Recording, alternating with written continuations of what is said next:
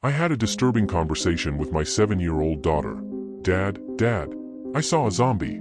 I was in the kitchen making tea when my little girl came rushing in. She ran through the back door so fast she almost tripped up the step. I poured boiling water from the kettle into a mug, hardly looking up. Oh yeah? Yeah, I did.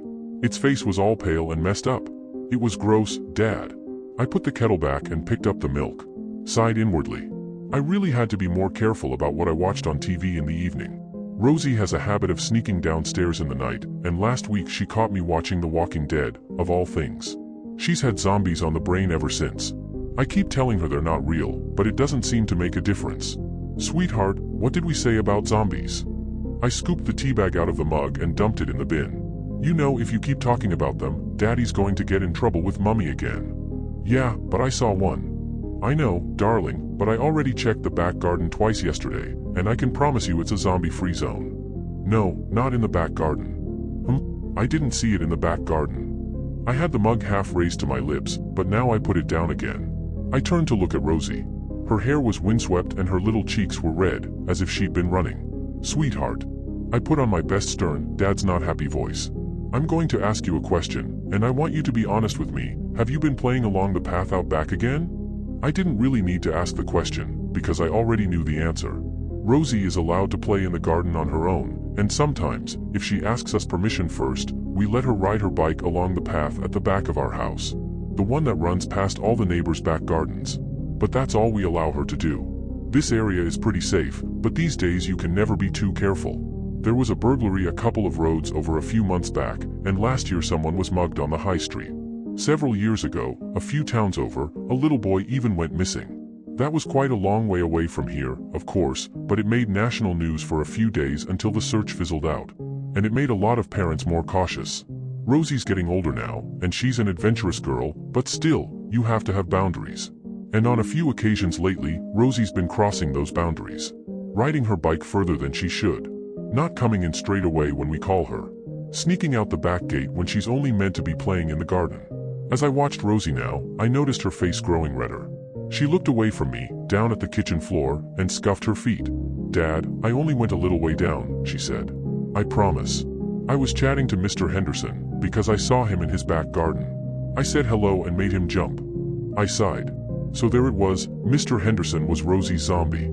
Yesterday it was the postman, and the day before that it was a different neighbor. I took a sip of tea and shook my head. Mr. Henderson was, in fairness, a better candidate than the others. The guy lives on his own, and he looks about 100 years old. Moles all over his face. Skin like a deflated balloon. Whenever we chatted over the garden fence before, though, he'd always seemed nice enough. Just a bit lonely. I couldn't have Rosie going round calling him a zombie. Listen to me, sweetheart. I know you didn't go far or anything, but I don't want you. I came right back after too, Dad. Rosie interrupted. She was staring up at me now, blue eyes large and pleading. I promise. And I even said no when Mr. Henderson offered me an ice cream, because I know you don't like me taking stuff from strangers.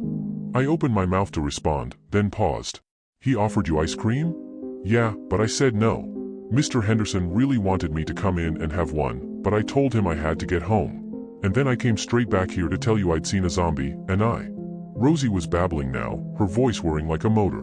But I'd stopped listening. My mind was still stuck on something she'd said a moment before. Mr. Henderson really wanted me to come in and have one. I took another sip of tea and frowned. That wasn't good.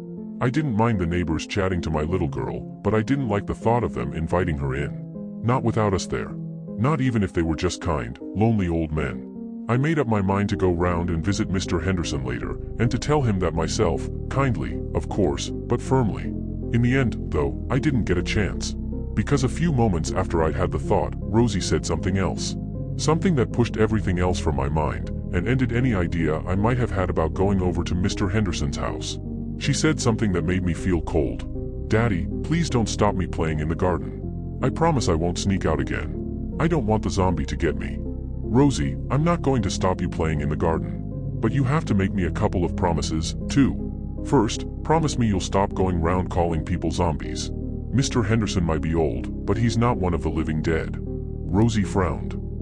I didn't. What do you mean, you didn't? You just ran in here a moment ago calling him one. No, I didn't. Mr. Henderson's not a zombie. I saw the zombie in his house, but it wasn't him. I frowned. I had the mug raised to my lips to take another sip of tea, but now I put it down again. What do you mean, sweetheart? You saw someone else in his house? Yeah, the zombie, Dad. I could see it pressed against his little basement window while I was talking to him. Cold fingers ran up my spine. What? Yeah, it was really scary. Its face was all bashed up and bloody, and its mouth was open, like it was screaming at me. But do you know what confused me most, Dad? I tried to keep my voice steady. What? Well, I didn't realize kids could be zombies, too. I thought it was only grown-ups. But I guess I must have been wrong, 'cause the one in Mr. Henderson's basement looked just like a little boy.